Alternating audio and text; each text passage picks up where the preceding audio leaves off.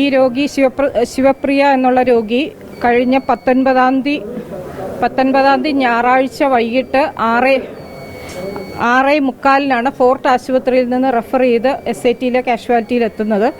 അന്ന് ആ കുട്ടിക്ക് 36 ആഴ്ചയും 6 ദിവസവും പ്രഗ്നൻസി പീരീഡാണ്. അപ്പോൾ അനക്കക്കുറവ് എന്നുള്ള ഒരു കംപ്ലയിൻറ്റുമായിട്ടാണ് ഫോർട്ടിൽ നിന്ന് നമുക്കിവിടെ റെഫർ ചെയ്ത് വന്നത്. അന്ന് 19-ാം തീയതി വൈകിട്ട് വന്നു. ഇവിടെ ലേബർ റൂമിലോട്ട് തന്നെ നേരിട്ട് അവളെ അഡ്മിറ്റ് ചെയ്ത് ബേബിയുടെ അനക്കം ശ്രദ്ധിച്ചപ്പോൾ അനക്കത്തിന് പ്രോബ്ലം ഒന്നും മെഷീൻ വെച്ച് നോക്കിയിട്ട് ഡോക്യുമെൻ്റ് ചെയ്തിട്ടില്ല. അതുകൊണ്ട് അന്ന് രാത്രിയിൽ അത് അവിടെ മോണിറ്റർ ചെയ്തു. പേഷ്യൻറ്റിന് പ്രത്യേകിച്ച് പനിയോ വേറെ ഒന്നും രോഗിക്കും ഒരു ഇൻഫെക്ഷൻ്റെ ലക്ഷണങ്ങളൊന്നും അന്ന് രാത്രിയിലും കാണിച്ചിരുന്നില്ല. പിറ്റേ ദിവസം തിങ്കളാഴ്ച രാവിലെ 8:30 ആ യൂണിറ്റിൻ്റെ ചീഫായ ഡോക്ടർ അജിത് ഡോക്ടർ വന്ന് പേഷ്യൻറ്റിനെ കണ്ടിട്ടുണ്ട്. അന്ന് 37 ആഴ്ച പൂർത്തിയാകുന്നതുകൊണ്ട് മാസം പൂർത്തിയായി മെച്യൂർ ബേബി എന്നുള്ള കണക്ക് വെച്ചിട്ട് അന്ന് പ്രസവിപ്പിക്കാനുള്ള തീരുമാനം യൂണിറ്റ് ചീഫ് എടുക്കുകയും അതിന് പ്രകാരം ഉള്ള ചികിത്സ ഫോളീസ് കത്തീറ്റർ എന്നുള്ള ഇൻഡക്ഷൻ പ്രോട്ടോക്കോളാണ്. ഇൻ്റർനാഷണൽ പ്രോട്ടോക്കോൾ അനുസരിച്ച് തന്നെ അതിൻ്റെ പ്രൊസീജിയേഴ്സ് മുൻപോട്ട് നീങ്ങുകയും ചെയ്തു. ഫോളീസ് 24 മണിക്കൂർ ഇട്ട് കഴിഞ്ഞിട്ട് നെക്സ്റ്റ് ഡേ 21-ാം തീയതി നമ്മൾ 2 മണിക്കൂർ ഇടവിട്ടുള്ള പ്രോസ്റ്റാഗ്ലാൻഡിൻ എന്നുള്ള ടാബ്ലറ്റ്സ് കൊടുക്കും. അപ്പോഴും പേഷ്യൻറ്റിനും ബേബിക്കും പ്രത്യേകിച്ച് യാതൊരു ലക്ഷണങ്ങളും ഇൻഫെക്ഷൻ്റെ ലക്ഷണങ്ങളും കാണിച്ചിരുന്നില്ല. പനിയില്ലായിരുന്നു, ബേബിക്ക് ടാക്കിക്കാർഡി ഇല്ലായിരുന്നു, ബേബിയുടെ മോണിറ്ററിംഗ് നോർമലായിരുന്നു. 22-ാം തീയതി വെളുപ്പിനെ 4 മണിക്ക് അവളുടെ വെള്ളം പൊട്ടിപ്പോയി. ബാഗ് ഓഫ് മെംബ്രെയിൻസ് റപ്ചർ ചെയ്തു. 1.25 മണിക്കൂർ കൊണ്ട് 4 മണിക്ക് വെള്ളം റപ്ചർ ചെയ്തു. 5:49 അവളൊരു കുഞ്ഞിനെ പ്രസവിച്ചു. ആ കുഞ്ഞിനും വളരെ നോർമലായിട്ട് തന്നെയാണ് പുറത്ത് വന്നത്. ഇൻഫെക്ഷൻ്റെ യാതൊരു ലക്ഷണവും ആ കുഞ്ഞിനില്ലായിരുന്നു.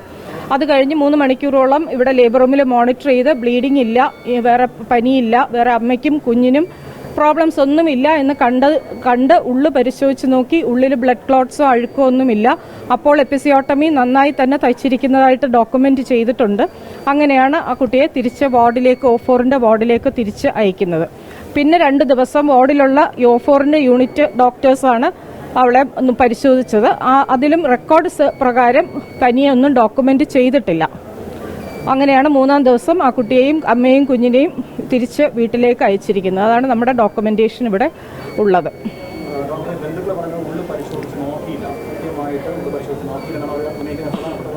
ഏതൊരു പ്രസവം കഴിഞ്ഞും പ്രസവം എടുക്കുന്ന വ്യക്തി പ്രസവത്തിൻ്റെ അവസാനം സ്റ്റിച്ചിട്ട് കഴിഞ്ഞിട്ട് അകത്ത് ബ്ലഡോ ക്ലോട്ട്സോ അഴുക്കോ ഉണ്ടോ എന്നുള്ളത് റുട്ടീനായിട്ട് തന്നെ നോക്കും. അത് കഴിഞ്ഞ് 4th സ്റ്റേജ് എന്ന് പറയും. ലേബർ റൂമിൻ്റെ തന്നെ പ്രസവം കഴിഞ്ഞുള്ള ആ കുഞ്ഞിന് അമ്മയ്ക്ക് ഫീഡ് കൊടുത്ത് തുടങ്ങുന്ന ഒരു 2-3 മണിക്കൂർ 4th സ്റ്റേജ് ലേബർ റൂമിനകത്ത് തന്നെ മോണിറ്റർ ചെയ്യും. അവിടെ നിന്ന് വാർഡിലേക്ക് ഷിഫ്റ്റ് ചെയ്യുന്നതിന് മുമ്പ് റുട്ടീനായിട്ട് എല്ലാ സ്ത്രീകൾക്കും ഉള്ളു പരിശോധിച്ച് നോക്കും. അത് ഈ കേസ് ഷീറ്റ് ഡോക്യുമെൻ്റ് ചെയ്തിട്ടുണ്ട്. കൂടാതെ നോക്കുന്നതിന് പല ഉദ്ദേശങ്ങളാണ്. ഒന്ന്, ബ്ലഡ് ചിലപ്പോൾ ക്ലോട്ടായി അകത്തിരിക്കും. അങ്ങനെ ബ്ലീഡിങ്ങിൻ്റെ ഉണ്ടോയെന്നറിയാം. ക്ലോട്ട് എല്ലാം എടുത്ത് കളയാനും. വേറെ ഫോറിൻ ബോഡീസ് ഒന്നും അവിടെ ഇല്ല.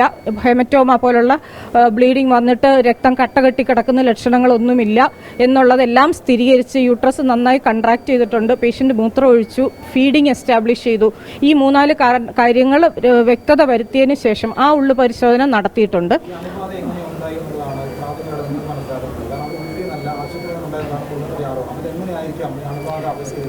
സാധാരണഗതിയിൽ ഒരു പ്രസവ സംബന്ധമായിട്ടൊരു അണുബാധ ഉണ്ടാകുന്നതെന്ന് പറയുന്നത് ഒരു പ്രൊലോങ്ഡ് പ്രസവം, ചിലപ്പോൾ നമുക്ക് ഇവിടെ തന്നെ പ്രസവ വേദന തുടങ്ങിയിട്ട് കുറേ മണിക്കൂറുകൾ വെയിറ്റ് ചെയ്യുന്നതായിരിക്കാം. അല്ലെങ്കിൽ റെഫർ ചെയ്ത് വരുമ്പോൾ തന്നെ ഏറെ മണിക്കൂറുകൾ പ്രസവവേദനയായി കിടന്ന് പല പ്രാവശ്യം പല ഡോക്ടേഴ്സ് ഉള്ളു പരിശോധിച്ച് പേഷ്യൻ്റ് ഇവിടെ വരുമ്പോൾ തന്നെ പനിയും ഫീറ്റൽ ടാക്കിക്കാർഡിയൊക്കെ ആയിട്ട് വരുന്നവരിൽ പ്രസവം കഴിയുമ്പോൾ ഒരു പോസ്റ്റ്മോർട്ടം സെപ്സിസ് എന്നൊരു കോറിയോ അമ്നിയോണൈറ്റിസ് എന്നൊരു എൻറ്റിറ്റി ഉണ്ടാകാം. പക്ഷേ ഈ രോഗിക്ക് ഈ ലേഡിക്ക് അതിൻ്റെ യാതൊരു കാരണങ്ങളും ഇവിടെ കാണുന്നില്ല. ബിക്കോസ് വന്നു, നമ്മൾ ഇൻഡ്യൂസ് ചെയ്തു, 1.25 മണി. സാധാരണ ഈ ഇൻഫെക്ഷൻ കയറാൻ പറയുന്ന 18 മണിക്കൂറോളം മെംബ്രെയിൻ റപ്ചർ ചെയ്ത് കഴിഞ്ഞിട്ട് പ്രസവിക്കുന്നവരിലാണ് ഇൻഫെക്ഷൻ ഒരു പ്രോസസ്സ് ഉണ്ട്. അണുക്കൾ അകത്ത് കയറി പെരുകാനുള്ളൊരു സമയമുണ്ട്. അതൊരു 18 മണിക്കൂർ വരെ സേഫ് ആണെന്നാണ് പറയുന്നത്. കോറിയോ അമ്നിയോണൈറ്റിസ് ഡെവലപ്പ് ചെയ്യാൻ എടുക്കുന്ന സമയം മെംബ്രെയിൻ റപ്ചർ ചെയ്ത് കഴിഞ്ഞാൽ 12 to 18 hours കഴിയണം. അങ്ങനെ രോഗി വെള്ളം പൊട്ടിപ്പോയി കിടക്കുമ്പോഴാണ് ഗർഭാശയം. ഇതിപ്പോൾ 1.25 മണിക്കൂർ മാത്രമേ ഉണ്ടായിരുന്നുള്ളൂ. 4 മണിക്ക് മെംബ്രെയിൻ റപ്ചർ ചെയ്തു, 5:15 അവൾ പ്രസവിച്ചു. അപ്പോൾ ഇൻട്രാപാർട്ടം ഒരു സെപ്സിസിൻ്റെ ഒരു ലക്ഷണങ്ങളും പ്രസവ മുറിയിൽ നിന്ന് സമയത്ത് അവൾക്ക് ഇൻഫെക്ഷൻ്റെ ലക്ഷണങ്ങളില്ല. പ്രസവ മുറിയിൽ പ്രസവത്തിൻ്റെ സമയത്ത് ഇൻഫെക്ഷൻ ഉണ്ടാകാനുള്ള ഒരു സാധ്യതയുമില്ല.